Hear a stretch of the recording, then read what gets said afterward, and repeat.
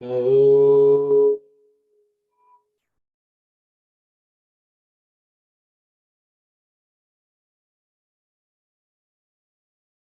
Oh.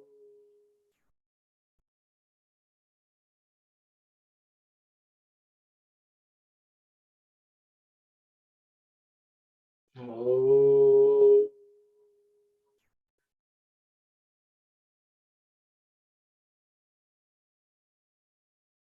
Om Sahana Bhavatu Sahano Bhunak Sahaviryam Karavava Tejasvinavadhitamastu Ma Vidvishavahai.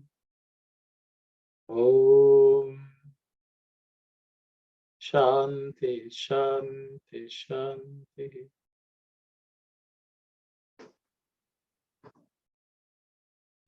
Sairam everyone. Today we will be taking up the kshama prarthana, or the prayer for forgiveness.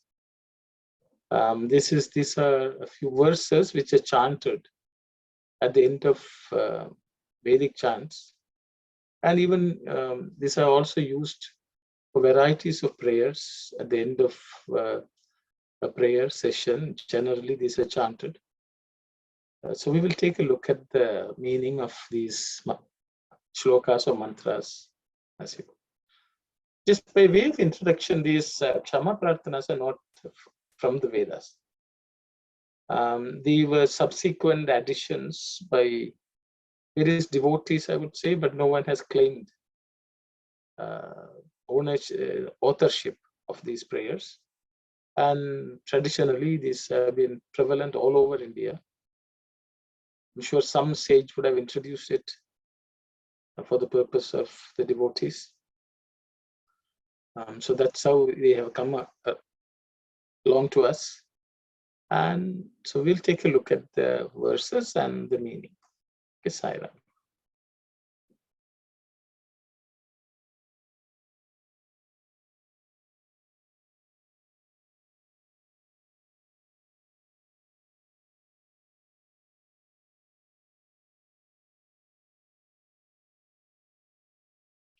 Kshama prarthana.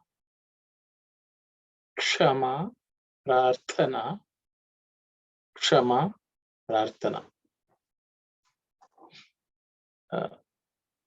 In terms of pronunciation, ksha is actually uk, and the cerebral ksha after that with kshama. So it's the next word is prarthana. In the word prarthana, the second letter tha is aspirated. So it's prarthana, prarthana, kshama prarthana. Prarthana, as you all know, is prayer. Kshama is generally translated as forgiveness, but the appropriate meaning is called sahana. That means forbearance or patience, tolerance. All these meanings can be said in English. That means when we do something wrong, somebody has to put up with it, bear with it patiently. So it's a request to the Lord saying, "Oh Lord, be patient with me. If I've made a mistake, please forgive." That kind of meaning. That's the general common meaning. Okay, so we will look at the shlok verse prayers which we chant. So there are actually 4 prayers we chant. Each of them is a 2-line verse. We'll look at that. So we'll take the first one up. Om Yadakshara Pada Prashtam Matrahinam Tu Yad Bhavet Tat Sarvam Kshamyatam Deva Narayana Namostute. Om Yadakshara Pada bhrashtam matra hinam tu yad bhavet tat sarvam kshamyatam deva narayana namostute. Om yadakshara pada bhrashtam matra hinam tu yad bhavet tat sarvam kshamyatam deva narayana namostute. I have split the words separately in the second section. In terms of pronunciation, I will just point out a few sounds which you have to pay attention to. Yadakshara, so that ksha is cerebral sha. So if you pay attention to the tongue position, it will be good. Then bra, the word bra comes here, which is the bha is the fourth letter in the pa varga. So it has to be aspirated. Bra, okay. Bra. Shtam. Again, sh is coming. That sh is again cerebral sha. So yadakshara pada brashtam. Okay. Then yad bhaved. That bha is also fourth letter in the pa varga, so it has to be aspirated. Yad bhaved. Yad bhaved. Okay. Tat sarvam ksha. Again, the ksha comes, so that is again the uk plus cerebral sha. Kshamyatam. Otherwise, other letters are reasonably simple to pronounce. Okay, so we will look at the breakdown of the individual words from this prayer. Om Yat Akshara. This Yat and Akshara, the It becomes Id because of Sandhi. So that's how we become Yad Akshara, it becomes Yad Akshara. That's how we have the there. It is the original sound, but because of Sandhi, it becomes the. It plus A becomes the. Okay. Yadakshara pada brashtam. There are no Sandhi impact in this. Yadakshara pada brashtam. Matra hinam. There is no Sandhi impact. So yat bhavet. Again here yat and bha joined together become yad. The it becomes id. The. Okay. So that's how you get yad bhavet. Yad bhavet. Tat sarvam. There's no sandhi, no impact because of joining. Kshamyatam deva narayana namaha astute. Here there is sandhi. Namostute is comprised of three words. Namaha astu. Namaha astu becomes namostu. Namaha plus astu becomes namostu te. Okay, the word namostu te, there are three words. Namaha astu te. Let's look at the meaning of the words.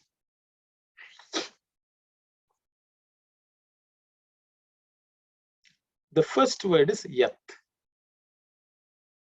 Yat means that which, whichever type of thing. Okay, whichever is in a sentence, whichever is something like that, that is something else. You know, that's generally the way many prayers are.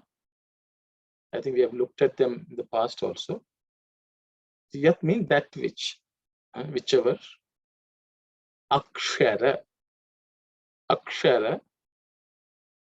The general meaning is a letter, one of the alphabet. Okay, Akshara. I think when we looked at Om also, we looked at Om iti ekaksharam Brahma. Okay, it's a one letter word. Okay, that one letter or the one word is Brahman itself, is Om. So Akshara means letter. But there's also a meaning, it is imperishable. Kshara means to perish. Okay, that which can be destroyed. Akshara means that which cannot be destroyed. It's permanent. It will always be there. So it's imperishable. That's another meaning of Akshara. The next letter is Pada. The next word is Pada. Pada is generally word. Padam means word. But Pada also has a meaning of a certain rank, station, Brahma Pada, Kaivalya Pada, Moksha Pada. That means a state of something. If in a certain rank, because in a hierarchy, you can have different padas, different stages or states. Okay. That meaning is also there for pada. Brashtam. Brashtam means something which has deviated from some stage. So it has been something fallen, something's ruined. All that kind of meaning is indicated by the word brashta. Okay. Something which has departed from what is right. Okay. That kind of meaning is brashta.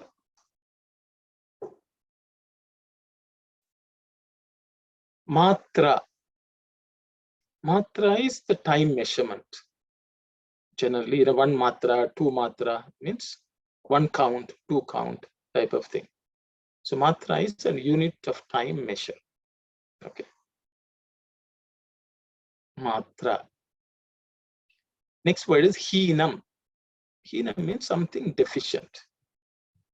Deficiency. Okay. Or some defect. Something lacking is hinam. Tu means and. In this context, tu has multiple meanings depending on the context.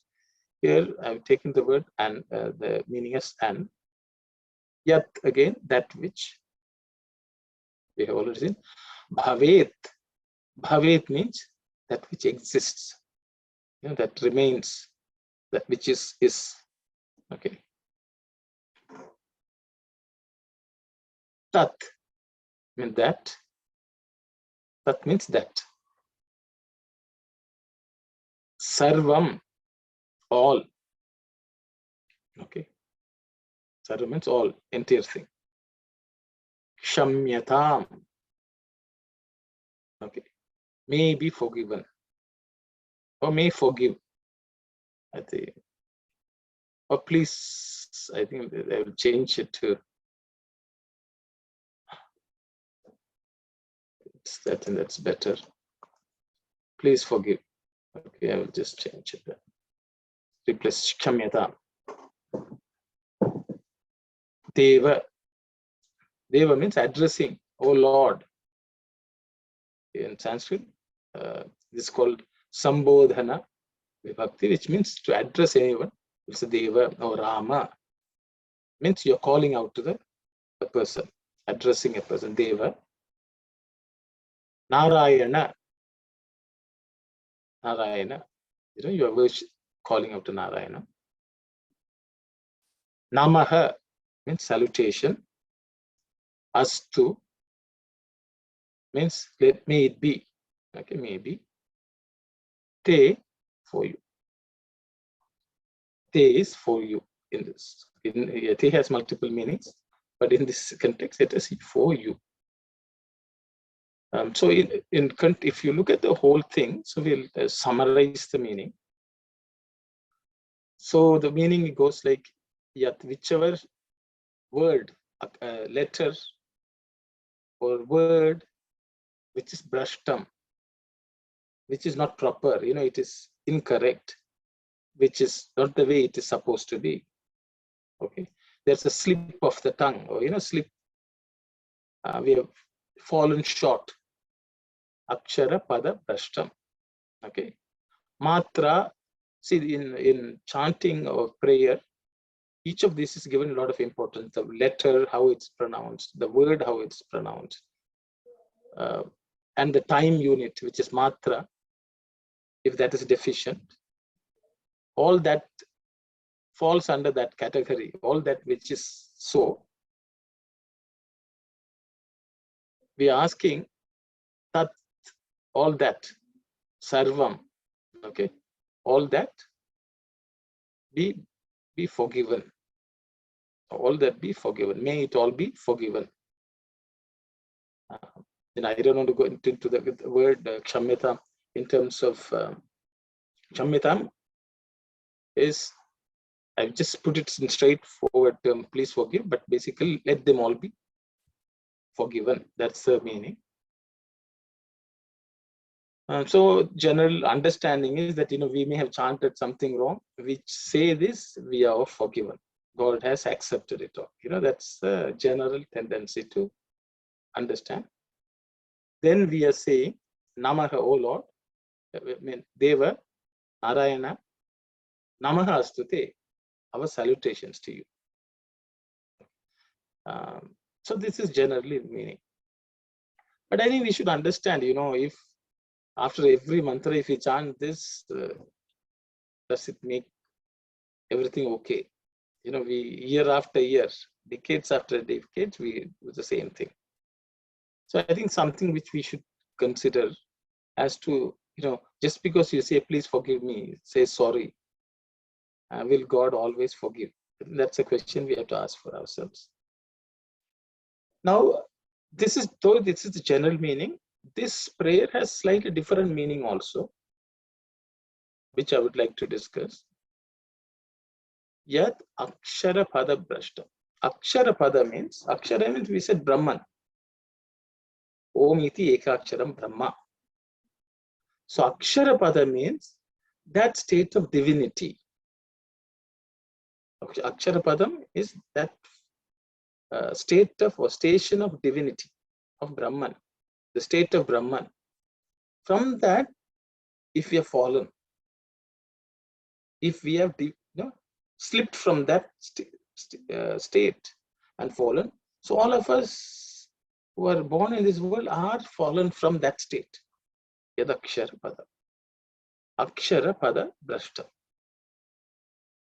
Then the second one is matra. Matra also means measure. I think we look at one of Swami's excerpts. Matra means to measure something.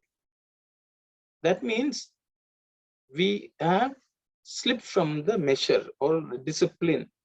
The Lord has established certain discipline, what should be done.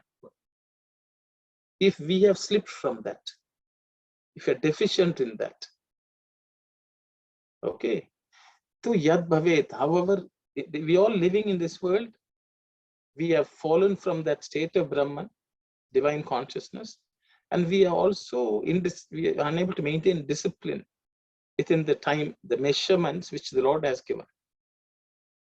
Okay, within the limitations which the Lord has set. Then we are saying, oh Lord, please bear with us. Please forgive us. Because we are remaining in that state. So this can be treated as a general prayer also of all the human limitations, which causes many of the mistakes which we make in this world while living. We're asking the Lord for forgiveness for that also. So in both, you can have multiple levels. This prayer can have meaning. So I thought I would just point out. Let's read some excerpts from Swami's discourses. Akshara means a letter. But etymologically, akshara means something that is imperishable. Akshara is the form, omkara, its name, and spirituality, its content. Akshara is the form, omkara, its name, and spirituality, its content. It is a universally acceptable form of truth. Its swabhava or intrinsic nature is not the interaction of the three gunas or the three primordial attributes, but is divya prakriti or divine nature from which emanates the entire universe. This monistic divine Atma manifests multiplicity in the world And this is the Gita concept of God. The monastic Atma undergoes no change. It is neither increases nor decreases. That is why it has been designated as Akshara, or the imperishable. It's an undecaying, integral reality. Another excerpt of Swami. While the phenomenal world is subject to change and decay, the divine reality is indestructible. Akshara symbolizes the indestructible divine reality.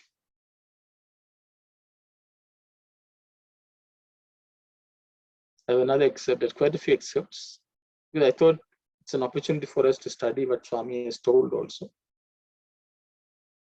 Akshara means the undecaying, undying, and imperishable substance. Akshara is the absolute reality. Jnana, or spiritual wisdom, is Akshara. Anantam, or infinitude, is also Akshara. The primordial Akshara is immanent in all the Aksharas. A vision of the primordial Akshara is vouchsafed to one who has acquired spiritual insight, or to the one who is endowed with the eye of spiritual wisdom. The trinity of Satyam, Jnanam, and Anantam, truth, wisdom, and infinitude, should be visualized as an integral and inseparable reality. The essence of spiritual wisdom lies in apprehending and experiencing the oneness of trinity of Satyam, Jnanam, and Anantam. This mystical experience can be acquired by cultivating samyama, or equanimity. Samyama is synonymous with the control of sensory organs. So one of the things which we can see in how do we interpret means, Jadakshar Padapra means, so in every letter, Swami says that one Om has become all these letters. So when we chant this Vedam, if we cannot see the divinity present within, that means we have slipped. We have slipped from understanding, perceiving that which is present in that. Okay. So Swami says the trinity of Satya, Jnanam, Anantam should be visualized as an integral and inseparable reality. So we have to see, whenever we chant, we should be able to experience that. Not as mere words. If we have not paid attention to that, that itself is a slippage of experiencing that Aksharam, which is within the letter, which is divinity itself. We'll go to the next. So I'm going to now Pada. Okay. Vedanta declares that in the physical state there is movement, but in the Brahmic spiritual state there is steadiness. Hence, the purpose of dhyana is to achieve the Brahmic state of steadiness, Akshara Pada. Okay. Vedanta has revealed many such profound truths. For instance, when a person is asked what is his dwelling place, he may give a particular address in a particular area. But according to Vedanta, the true dwelling place of everyone is God. Likewise, people may describe themselves in terms of their caste or community, but all these are only worldly attributes, useful for worldly purposes. All the physical distinctions are not fundamental. The basic reality is the Atma in everyone. The Vedas have described all as children of immortality. People talk about the spirit, but behave in a manner that belies their belief. There should be unity in thought, word, and deed. To achieve the triple unity, one has to understand the truth about Atma. I picked this up because, that state, Brahmak state, is Akshara Padam. So even though people speak about that, but behave in a manner that belies their belief. That means we behave in manners which does not represent that truth. We may say we are divine, there's God in us, but God is everywhere. Others are also divine, but our behavior does not align with that principle. Okay, that itself is yadakshara pada prashtam. Okay, akshara pada prashtam is that itself.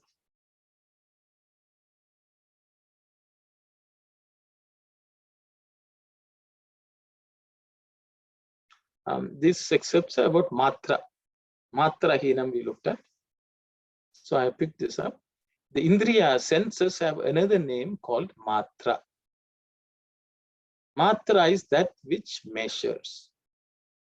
The sense organs have the capacity to measure. How is this done? Take for instance a fruit. Which of the sense has the power to determine whether it is sweet or sour? Which sense organ decides the taste of an object? It is the tongue. The tongue determines whether an eatable is tasty or not and makes it known to the person concerned. Which organ has the capacity to declare in the case of a picture whether it is attractive or otherwise? The determining organ is the eye. In the same way, the power to determine whether an object is fragrant or foul smelling is given to the nose. The ear determines whether a certain note is harmonious or discordant. It is because the sense organs have this power of measuring and determining the particular characteristics of the sense objects that they are called matra, measuring instruments. Okay. So matra means our sensory organs is also matra. So matra hina means when the senses are deficient, they're not doing their job. Quite a bit few excerpts. The term matra as applied to senses has yet another meaning. It indicates that there is divinely prescribed limit to what each indriya, sense organ, can experience. For instance, the eye can only see but cannot hear. The mouth can only speak but cannot see. Thus, each organ has been endowed by God with a specific talent. Only those who use these organs according to the divinely prescribed functions will be acting up to the will of the divine. Those who violate the prescribed limits will be going against the divine will. Hence, everyone should try to use the sense organs with due regard to their prescribed functions. The nose, for instance, has been allotted a specific assignment. It should inhale and exhale air for the purpose of preserving an individual's health.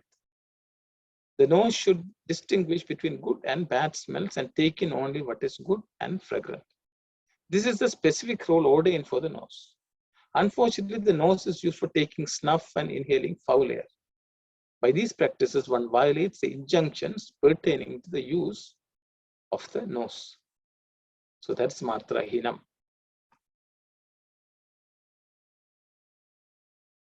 Thereby, he commits a double offense, one violating the divine injunction and the other causing damage to his health. As a result, man becomes a prey to disease. Likewise, in the case of tongue, it has been given to man so that it may decide what is wholesome and what is bad in the food that is consumed, so as to promote one's health, to speak sweetly and give joy to others, and to communicate one's innermost thoughts to others. The tongue, which has been given for these edifying purposes, is being grossly misused today. It is used for consuming narcotics, eating animal food, smoking, indulging in abuse of others, carrying tales, using harsh words, language, and causing pain to others. In these ways, the injunctions of the divine are violated by setting at naught the prescribed limits. As a consequence, man experiences numerous troubles. It is only by using the divinely given senses for the purposes for which they are intended that man can rise to the level of the divine. You should not use sense organs as you please just because you have them.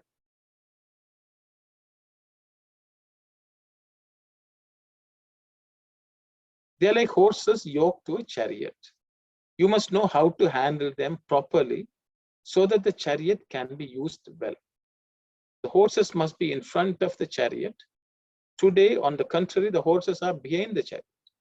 This leads to a dangerous consequences. If on the ground that you should respect the senses and give them a place of honor, you place the horses' senses in the chariot. What will be the result? The chariot cannot move at all. While fostering the senses, no effort is being made to bring them under control internally. This is like feeding a horse excessively, but not giving it adequate work. This also is likely to have untoward results. We are failing today to engage the senses adequately. They are being allowed to run amok. As a consequence, the senses are threatening to dictate to the master. The senses are threatening to dictate to the master.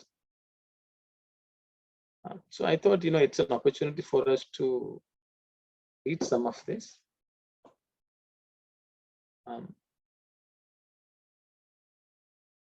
So I will go to the next excerpt. It's from Sandhya Nivarani.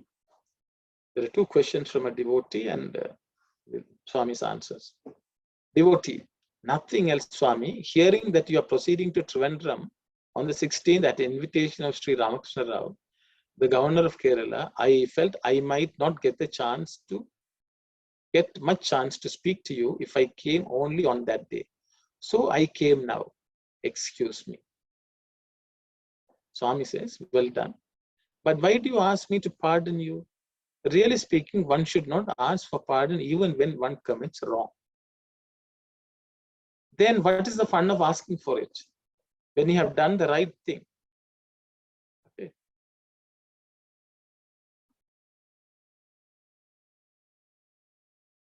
Devotee says, why Swami? Why should we not ask for pardon when we do wrong? Swami, no, you must not ask either for pardon when wrong is done or for reward when right is done. Doing right is but man's duty. It is its own reward. What other reward can there be? The joy of having done one's duty is your reward. Doing wrong is against one's duty.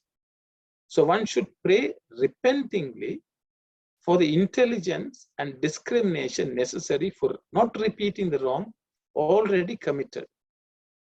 Beyond this, it depends on his grace whether he punishes or protects or pardons and corrects.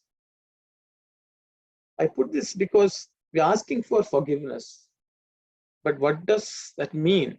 The Swami says that is a prayer to ask Lord for the intelligence and discrimination for not repeating the wrong which we already committed. So that means there should be repentance. We should resolve that we are not going to do it again. And we should seek intelligence and discrimination to avoid that error. Then Swami says what he does is up to the Lord, whether he punishes or protects or pardons or corrects. Okay, so that is portfolio. So when I think, because generally we say after chanting something, if we just say Swami, forgive us, and then we move on, and we repeat this day after day, month after month, year after year. But then do we really mean? So for example, if we say, Swami, I have not even chanted properly, please forgive. He will forgive only if we resolve that we are going to try to improve ourselves. Just saying sorry is not going to cut it. That's what Swami says. So I thought I would just mention. Because we just say, or we can chant anyway, and we say this, everything is good. So Swami is saying how it should be done. So I thought I will point that out also. So if we are asking for sorry, that means we should give an undertaking to the Lord that we will not let this affect us. I think that's important. Otherwise, chanting the prayer itself becomes meaningless. Sairam Auntie, can I guess something? Sairam, people say sorry nowadays without meaning anything. Like they don't really mean it, no? Yes, so that itself is a sin. Yes. That's why I thought I will. Because every time we chant this prayer, we should understand what this prayer means. That means we should continuously strive to improve ourselves. If we are not learning, if we don't know something, we should try to make it right. We should know what is wrong. And I think all that is required in Vedic chants or any prayer. Okay, so we'll go to the next mantra.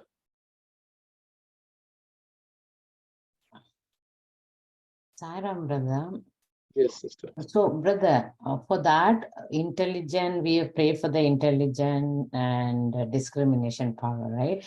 So only the time we don't know that is wrong, only we are making this prayer, right? Yes. So that intelligent and discrimination power, only we come across this is wrong, only we can correct. So, but the thing is, when you think you don't know, what will you do? We'll take a step to correct it, but only this mantra is for without knowing doing, right? So that means we have to make effort to know. Okay. If you don't know, if you are doing things without knowing, means maybe we are careless. We are not paying attention. So that means then we are giving a response to the Lord. Okay, I will try to find out. I will try to know. If I don't know something, I will try to find out. It's like, you're cooking a meal at home. I don't know the recipe. Every day it's bad. You can have guests and you can serve them and say, I don't know how to cook. What will they say? Will they come and eat every day the same thing? They will hope that you learn something. You find out how to cook better. So in life, everything is like that. So, but we do not take it seriously as far as prayer is concerned. So there should be constant study. Ultimately, that's what it boils down to. We have to always study. In Sikshavalli, when the disciple is leaving, the guru is telling, never give up study. As long as you are alive, you should study. So every day we should study and improve. Ultimately, that's what it is. Okay. So that is the undertaking we give to God.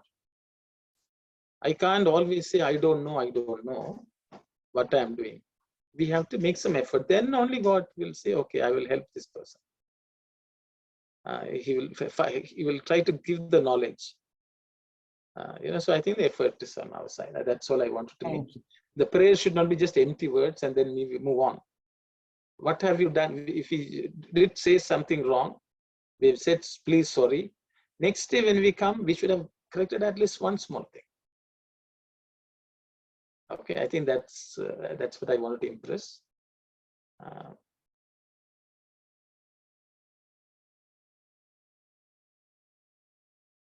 Okay, so this will look at the next prayer, which is, I will read it out.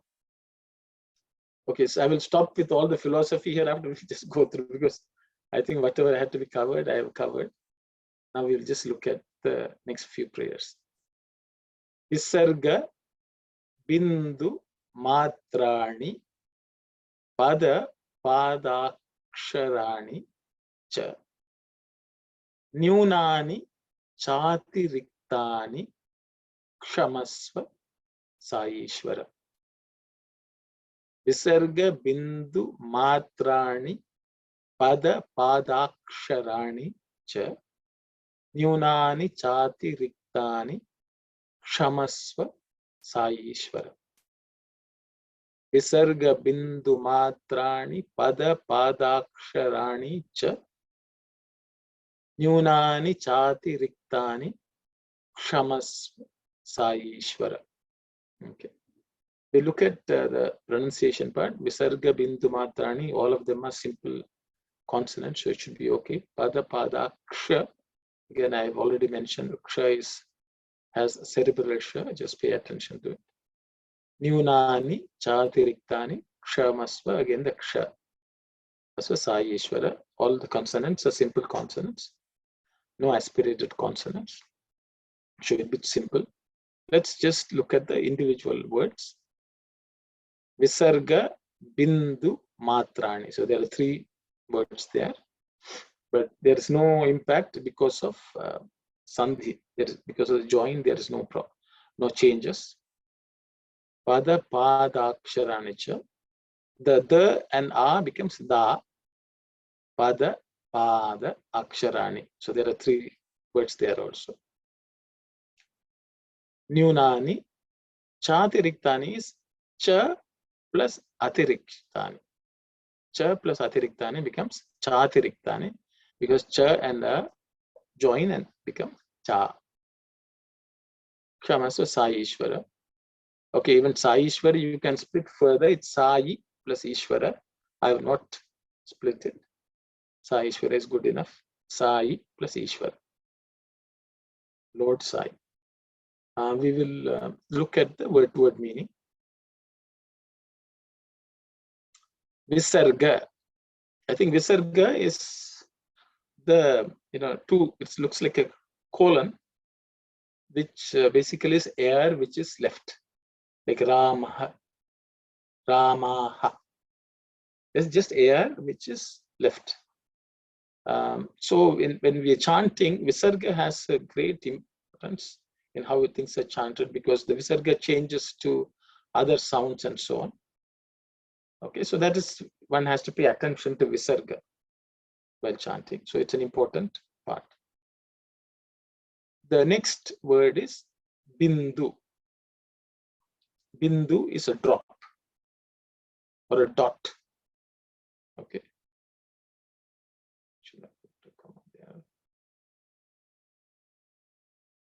So it is generally understood to be the dot above any word, So it generally is called anuswara. That means that basically changes to in, all that.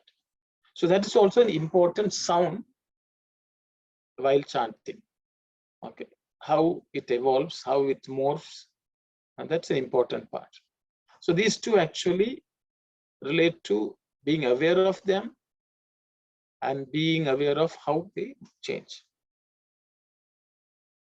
Matrani means time units. There is hasva, short, long, 1 matra, 2 matra. Then there are some chants where 3, 4 also comes into play. Being aware of them. Okay, all those counts. Pada is word.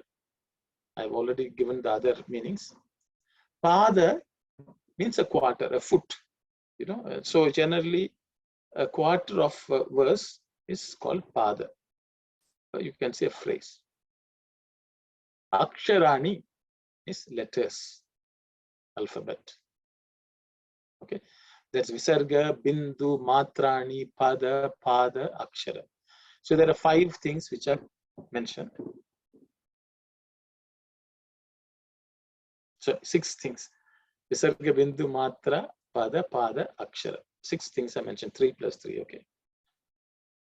Then Nyunani. Nyuna means deficient. Nyunani means deficient ones. Okay. So they are Visarga Nyunam, Bindu Nyunam, Matra Nyunam. Everything can be deficient in some way, lacking in something. Nyunani. Or short, we have not given enough weight, all that kind of meaning. Something lacking. Atiriktani, cha means and, atiriktani means which is excessive. Okay, which has become greater, larger, all that kind of meaning. Over and above what it should be. So one is something which is lower than what it should have been. The other one is over and above. Okay, atiriktani, excessive ones. Kshamasva, please forgive. O Sai Ishvara. So this generally meaning is each of the aspects of pronunciation while chanting a prayer is covered here. And yes, Brother Kumar. Sairam, a quick question now. I know this mantra, I start a little late. Is there someone composed this mantra? How did this mantra come? Yeah, so I mentioned earlier, brother, that these are not a Vedic origin. But however, I think these were as part of certain prayers a paddhati, a procedure. This has been introduced as prayers. No one knows who the author is. Okay. And there are various differentiation. There are variations also available in various parts of India, and various, they are embedded into various prayers, puja procedures also. No one knows who it is, but it's divinely inspired. Some rishis must have come up with it, and now it has become prevalent in India. Okay, I hope that answers your question. Yeah, because of the last word, the Saishwara, I was wondering how did that come into that's what my mind was going around. So very good. Because it can be Parameshwara, it can be Narayana, it is to whomever you pray, you address this prayer. So Saishwara is addressing to whoever you are addressing this prayer. Okay, if you are chanting for Ganesha, you can replace with Ganesha. You can, so that's why I said there's no, this is a statement. It is a prayer. Like you can ask, why are we saying Saishwaraya Namaha? Om Bhagavan Sri Sathya Sai Babaya Namaha. So Namaha is a salutation. You can add it to anyone who you are addressing it to. So this was, if you ask me how it became into being, so then I had to go back to history. So I think it was 1950, late 1940s. There was a Maharaja called Venkatagiri Maharaja. So he became an ardent devotee of Swami. So he considered him an avatar, and he started worshipping him. So this king had, he was a king, so he had ministers, and he also had Vedic, he was supporting Veda Adhyayanam, so there were Agraharam, which he was supporting with great Pandits. So once, the first time he invited Swami had gone there. I think around this time, September, October time, before Navaratri. So when he had gone there, the king fell at his feet. At the entrance itself, he fell on the street at the feet. And some of these Vedic Pandits were asked to be chanting Vedams. They were chanting. They felt, this king has become, ignorant. He's falling at the feet of this little kid, illiterate kid from some caste. And it's, he doesn't seem to be a proper sannyasi. He's falling at his feet. We should try to teach him something. We should somehow make him understand his own folly of thinking that this kid is someone higher and worthy of respect. So this was their view. Because even though the king is bowing down to them, he was not falling the way he was falling at the feet of this small kid, a village kid. That time you should understand Swami was not even wearing a robe. He was just wearing a normal white dhoti and some shirt, which whoever gave. So they wanted to educate him. So then what happened was they went and told Raja, we would like to have a discussion with him on Vedic subjects, on spiritual topics. So what happened? Raja said, okay. So we'll find out. So they asked Swami, the Pandits want to talk to you about spiritual topics. Will you be okay? He said, fine. So what happened was these Vedic Pandits, they were quoting from the Vedas and Upanishads, and or more or less invited him for a debate and asked him to explain, asked him questions. So that is how they started. He gave answers to all their questions. At the end of the discussion, all of them lined up and prostrated at his feet. And they said, you are Narayana born, you are Veda Swarupa. So what happened? They said, we will celebrate. That's how the Dashara celebration itself started. And Swami set up something called Prashanti Vidwan Mahasabha. Most of these Pandits came, and some of them settled permanently. And this was a prayer initiated by them.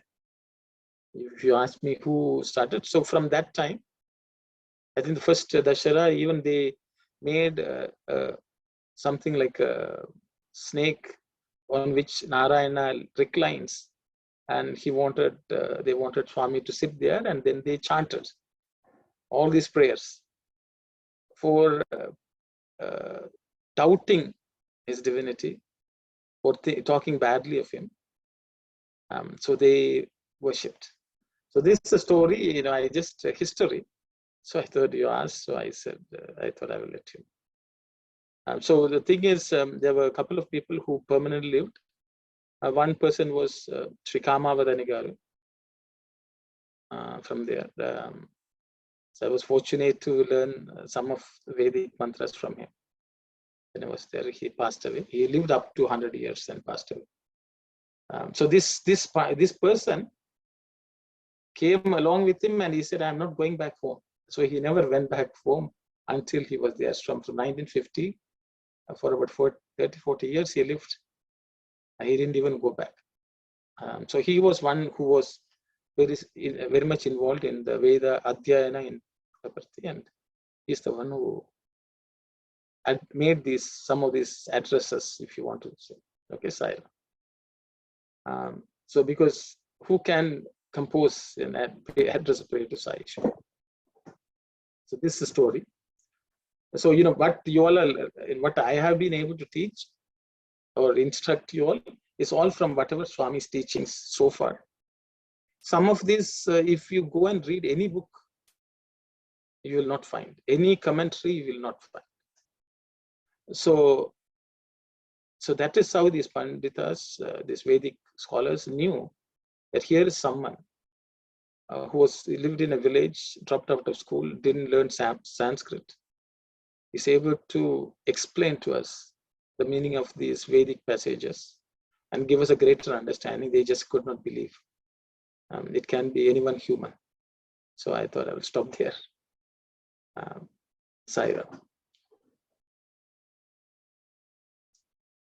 So we will go to the next mantra.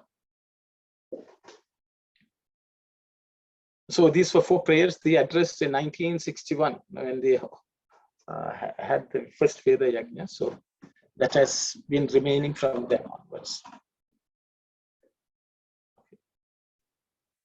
Because this Kamavadani Garu, once apparently, even though he had shower, you know, first he had, he fell down because others were doing it, he also did. He was not convinced, he was one of the last to be convinced. So he went to the river, apparently, and took so many times he has to take bath chanting some mantras. And he went without anyone knowing to the river, and he did that. And he was coming back. And then Swami stood at the balcony and said, "Hey Kamavadani, do you think these mantras and the river dip will remove all the sins?" And he just felt ashamed that, you know, what he did, what he knew, and which he did not divulge to anyone, did silently, secretly. How come this person knew? And from that day, he said, "I am never stepping out of this place." So that is Sri Kamavadani Saira. So we will read the mantra. Aparadha sahasrani kriyante harnisham maya dasoyamiti mam matva kshamasva saishvara. Aparadha sahasrani kriyante harnisham maya dasoyamiti mam matva kshamasva saishvara. Aparadha sahasrani kriyante harnisham maya dasoyamiti mam matva kshamasva saishvara. In terms of pronunciation, aparadha. The is the 4th letter in the third varga, so it has to be aspirated. Sahasrani kriyante harnisham maya. No other letter, which is difficult to pronounce. Dasoyamiti mam matva. Simple, no aspirated sounds. Kshamasva, again, ksha is the cerebral ksha. Sa Ishvara.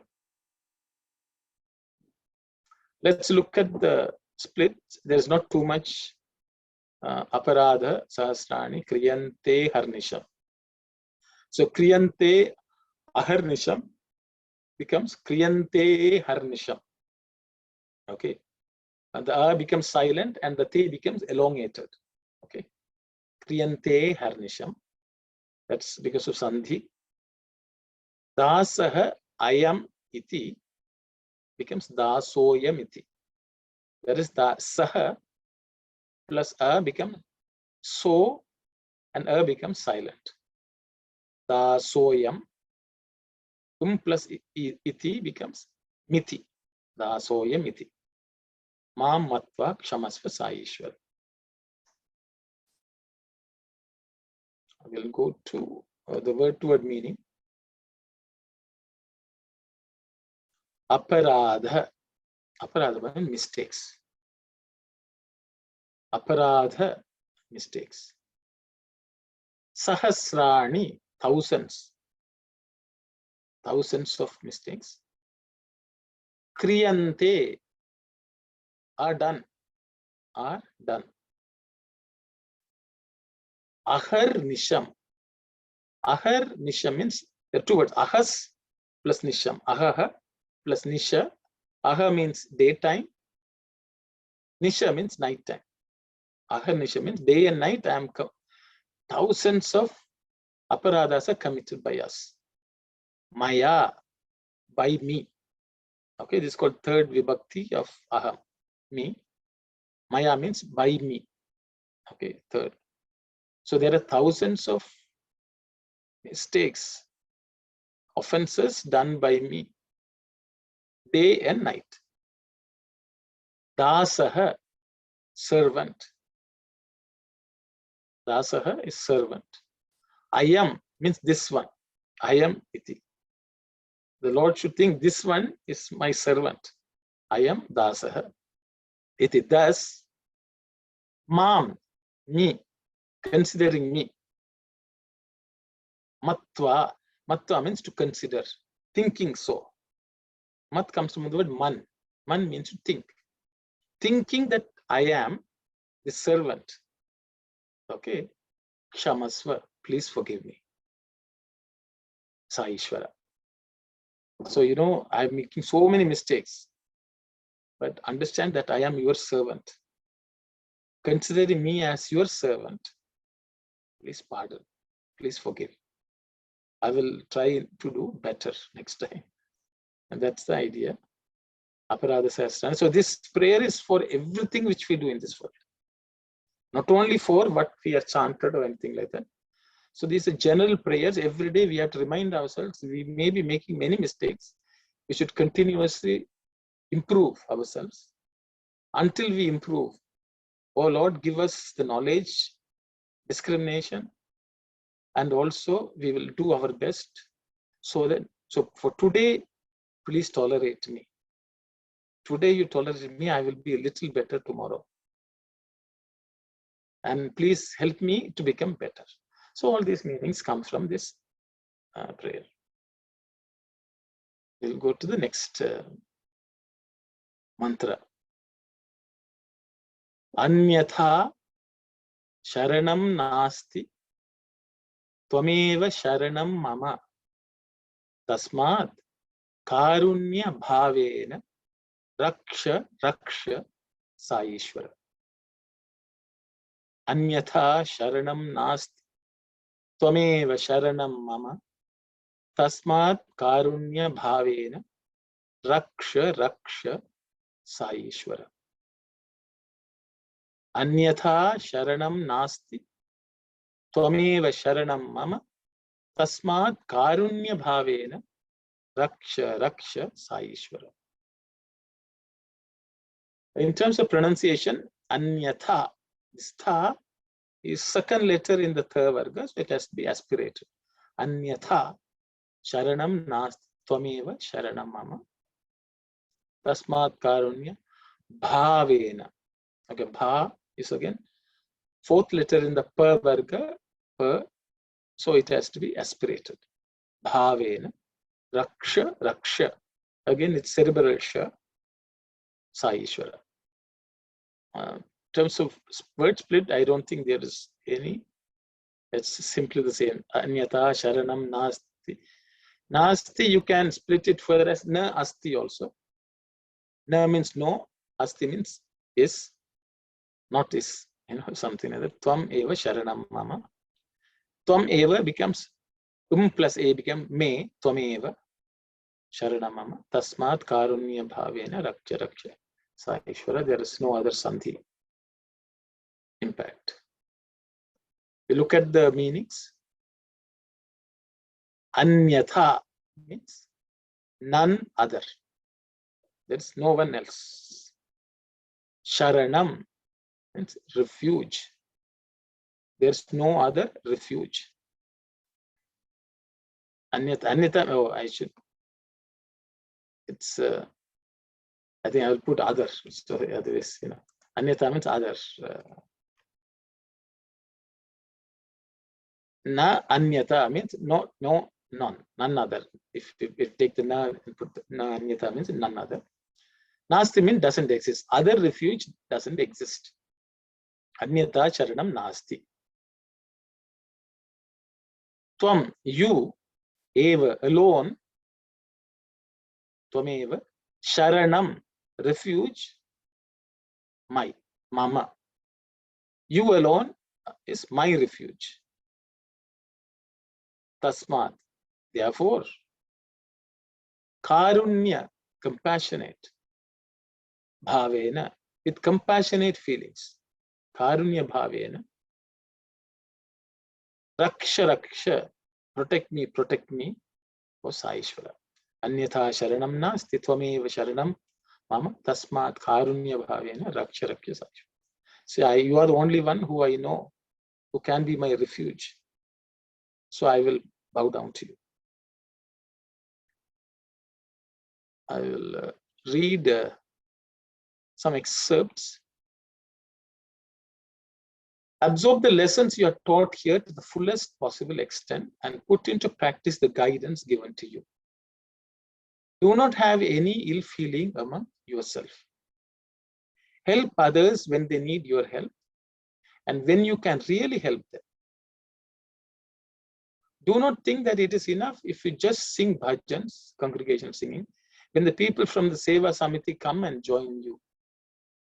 Sing them in your minds, silently and sincerely, when you are at work, with your friends, or even alone by yourself.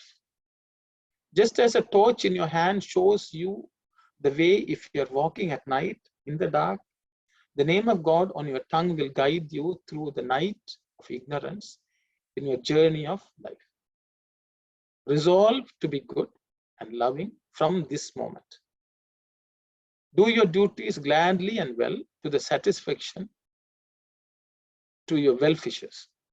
If you feel sorry for the wrongs you did, that itself will please God and He will pardon you.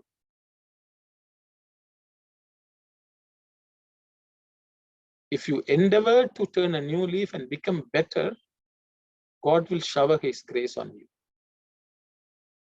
Here you are given protection and education and an opportunity to learn how to be useful sons and daughters of your great land. Whenever an idea of hurting others or taking someone else's belongings or spreading falsehood about others enters your mind, turn to God for help. Ask Him to give you the strength, for all these ideas are born of fear and cowardice, qualities which in turn come from weakness.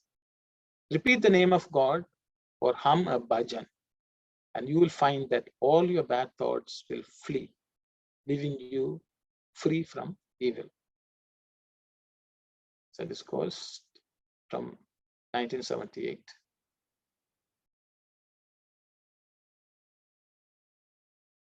A person who has mastered Vedas, ancient scripture, spiritual revelations, and Vedanta, metaphysics of the supreme reality, might be honored as a Pandit, learned scholar. Another might be praised for his brilliant writings in both prose and verse. But if such scholars have neither purity of consciousness nor elevating ideals, their capacities will result in more harm than good. They will promote neither happiness of the people nor peace in society. They will pass through life without the awareness of its sanctity or sublimity. The Lord blessed the boy Dhruva, appreciating his innocence and his steadfast faith in him. The Lord saved Prahlada from direct disasters planned by his own father, for the boy had surrendered to him and placed unshakable trust in his mercy. The Lord showered grace on Kuchela, who suffered from agonizing poverty, because he never once faltered in his devotion to him.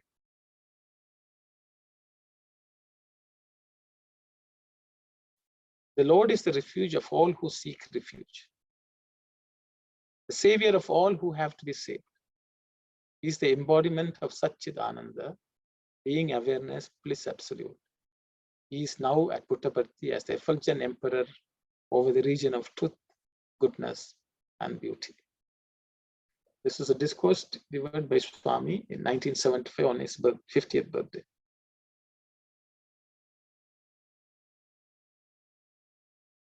So now we will go to the next section. I know we also chant this. Hari Om Tat Sat Sri Sai Ishwararpanam Astu. Hari Om Tat Sat Sri Sai Ishwararpanam Astu. Hari Om Tat Sat Sri Sai Ishwararpanam Astu. In terms of sandhis, in terms of pronunciation, there are no aspirated sounds, so it should be simple. Just splitting the words. Harihi Om Tat Sat Sri Sai Ishwara Arpanam Astu. Sai Ishwara Arpanam Astu is Sai Ishwara Arpanam Astu. Om Shanti Shanti Shanti. Just look at quickly some of the meaning.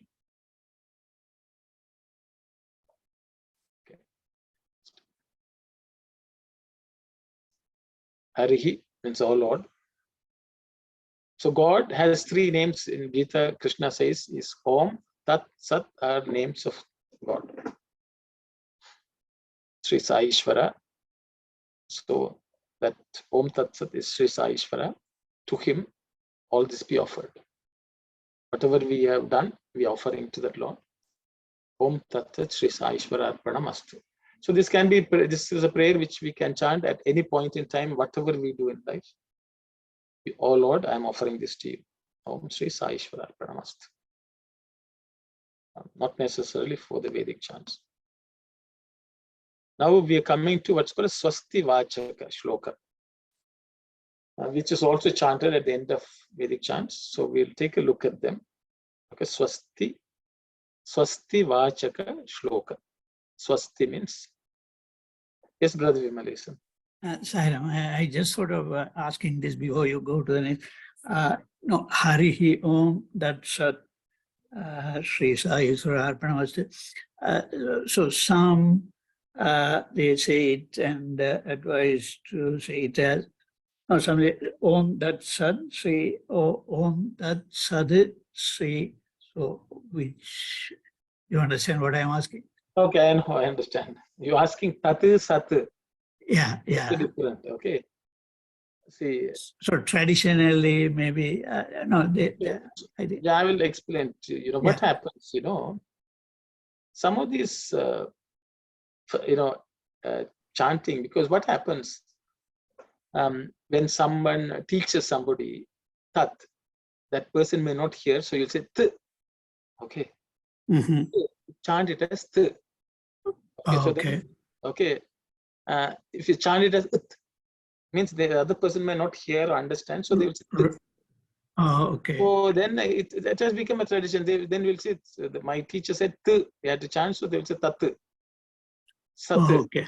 Right. This is the way it has come out, but there's nothing wrong with it. But ideally, it should be Tat. Oh, okay. Okay. Because it should not have a matra. Mhm. Tat is only one matra. Right. Sat is only one matra. But tat means you are actually elongating. Right. It is atirikta of th, which is not Okay. right actually. But Okay. this is getting too technical. Ideally, it should be Om Tat Sat. Okay. Okay. Okay, it has Thank to be you. one matra. Okay. But these are pretty, like, for example, if you say Hari He, see that he, that Hari He, which we tell Visarga, should not be voiced. Mhm. It should be Hari He. Okay. It's just air. Right. But everyone will say Hari He, which is not correct because you have given one matra. Visarga does not have a matra. Okay. It is just air. Okay, Hari. So, but these are things. This is very technical because you asked. I thought I will mention it. Okay. Now I So understand. Okay. yes, Hari. It should not be Hari. Okay. Ramaha. It should not be Ramaha. So ha means you have put ha sound. That's incorrect. That is ha. It is not visarga. Visarga is ha. Okay. Like that. It's just air. Okay. But that's too technical. But you asked me, so I thought same way. Tat is not right actually. Tat is right. Okay. Thank you. It's not right. Okay, Sai. Right. Thanks. Yes, Sairam, Sister Aruna. Sairam, brother, the Namaha, we step that also with this air only? Yeah, Namaha. Namaha. Namaha.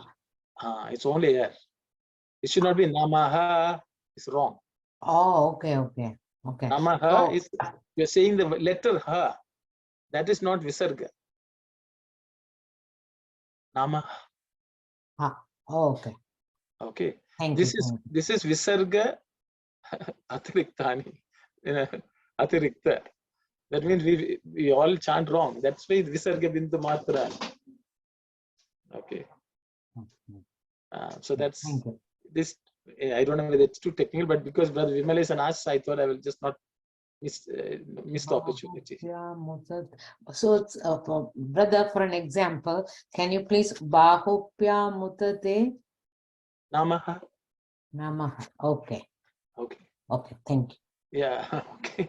But I know many of us chant Padidya Mudade Namaha, which is actually wrong.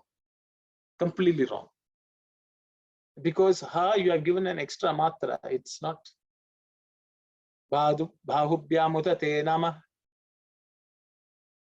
That is correct. Okay. That's why we have to ask for forgiveness. But next time we should pay attention. Saira. Otherwise, we can write the letter ha. Letter ha is not written. Why is Visarga written? So there's the reason. It should not be voiced. Okay, so it should not have a matra. Okay. So we see there we made two mistakes. We made Visarga ha into ha. That is one mistake. Akshara is not wrong. It's correct, incorrect. Then we have also added one matra. That's also wrong. Okay, so things like that.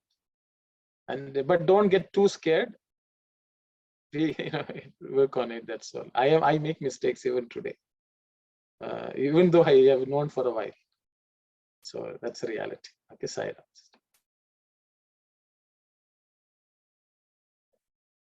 I'm telling all this for myself also. Don't think, Brother Aruna said, he's making the same mistakes, just carelessness, not paying attention. That's the thing. Saira. And habit also die hard. Okay, we'll look at this Swasti Vachan. Om Swasti Prajabhya Paripalayantam Nyayena Margena Mahim Mahishaha. Swasti Prajabhya Paripalayantam Nyayena Margena Mahim Mahishaha. Swasti Prajabhya Paripalayantam Nyayena Margena Mahim Mahishaha.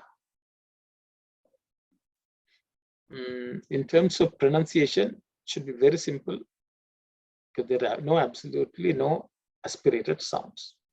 Okay. In terms of split, it's exactly the same. There are no sandhis which cause any changes. So I will just leave it. We'll go to the meaning. Om. I'm not dwelling on Om. Swasti. Su asti. May it be auspicious.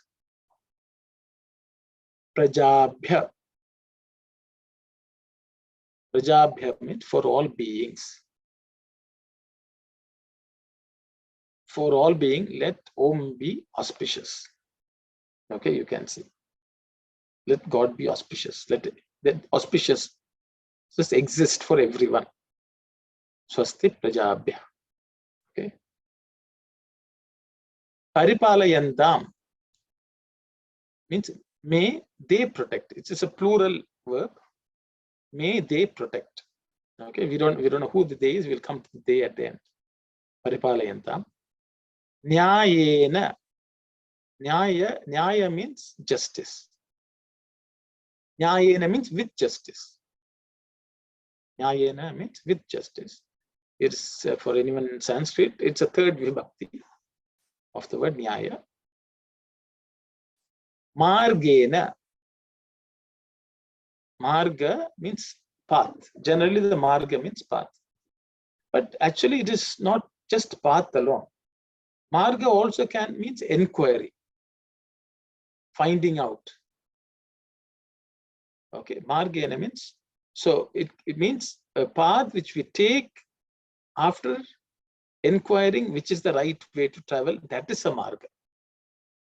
Marga is not any path on which we walk. Marga means we have found out how to travel, which is the way to travel, and we take up a path. That is marga. Just not. So through the path. Okay. Mahim. Mahim means earth. This is called second vibhakti as an object.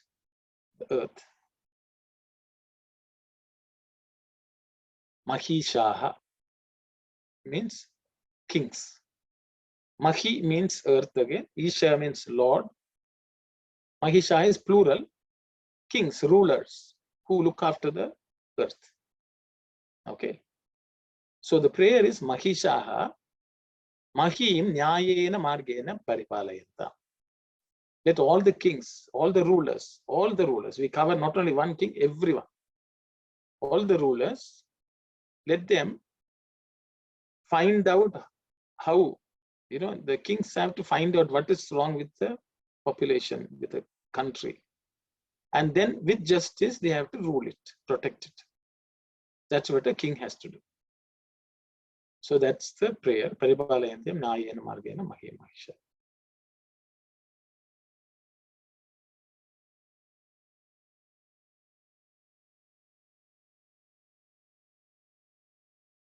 Okay, so it's a prayer that let all citizens everywhere be in a state of auspiciousness. Let all the kings rule through justice, finding out in the proper way. Let them rule the world and protect everyone.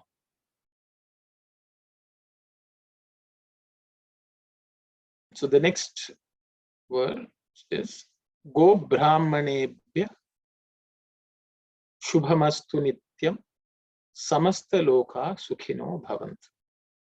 Go Brahmanebhya Shubhamastu Nityam Samasta Loka Sukhino Bhavantu. Go Brahmanebhya Shubhamastu Nityam Samasta Loka Sukhino Bhavantu. In terms of pronunciation, there are no aspirate except this ebhya, brahmanebhya. That ib is fourth letter in the parvarga, so it has to be aspirated. Otherwise, they are all very simple, unaspirated consonants. Samasta loka sukhi. That ki is second letter in the ka varga, so it has to be aspirated. Samasta loka sukhino bhavantu. Okay. Now let's look at the sandhi split. Go brahmanebhyaha shubham. Go brahmanebhyaha shubham. this visarga ha joins with shu and becomes ish. Because it's followed by shu, this visarga becomes ish. The air, no, which we leave becomes ish. Go brahmanebhya shubha. Okay, so that visarga turns into ish. Plus a becomes ma. Shubha mas. Plus a ma stu nitya. Samasta lokaha sukhinaha. So there are two visargas. The first visarga kah becomes is. Because su is following it, it becomes lokas sukhino. The na, the visarga which comes after that visarga becomes o. The na becomes no. That is because of sandhi.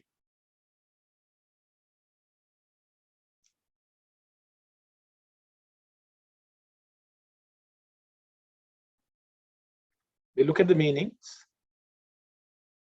Go has multiple meanings. It can be cows, living beings, earth, and Vedas. Okay. Brahmanebhyaha. Actually, it's a samasa. Go brahmanebhya. Though I have split it, we should read it together. Brahmana. Brahmana means brahmanas. Brahmanebhyaha means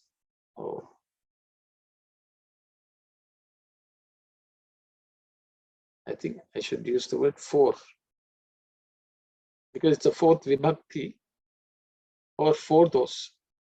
Okay. For those Brahmins and Brahmanas, and for the go. That's the way to look at it. The Brahmanas are those who are filled with Brahman. Okay, who are endowed with expansiveness and inclusiveness. People who are very expansive, they are also Brahmanas. They look out for everyone in this world, they are Brahmanas. Because the Brah means expansion. Brahmat means that expansive, whoever has that ability to expand, have an expansive heart, they are Brahmanas. Okay. Brahmanebhya Shubham, auspiciousness, astu. So may the Vedas, the living beings, the cows and earth, and all those who are expansive in their approach, let them all be auspicious. Let there be auspiciousness for all of them. Shubham astu. Nityam, always. On an unchanging way, always it should be there. Samasta, all, entire. Loka, worlds. Sukhinaha. Sukhina means happy and joyful ones. Joyful ones. It's a plural. Sukhinaha. Bhavantu. May they be. Okay. May they be joyful. The entire world, all the living beings in it, let them all be joyful and happy. Okay. So with this, I have covered both of them. If there are any questions, I will answer.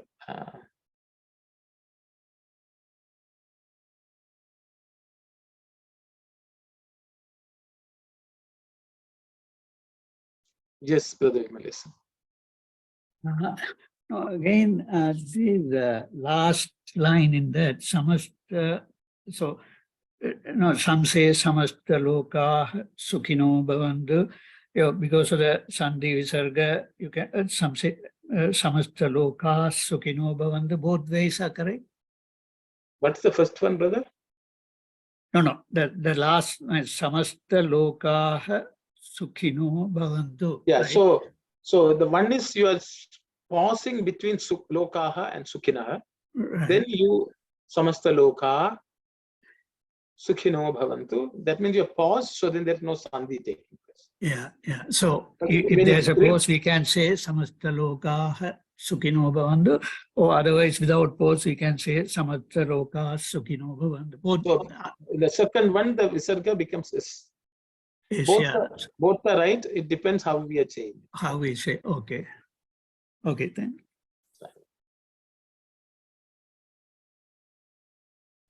same issue people ask about Shanti, Shanti, Shanti. So this is also sometimes confusion. But you can, if you're chanting it fast together, you can say Shanti, Shanti, Shanti. So there the Visarga becomes Ish. Right. Okay. Depends on how we chant, will determine what happens to Visarga. Right. Okay. So we'll close with Samastaloka. Om Samastaloka Sukhino Bhavantu. Samastaloka Sukhino Bhavantu. Samastaloka Sukhino Bhavantu. Om Shanti, Shanti, Shanti. Sairam, everyone. Thank you. Thank you, sir.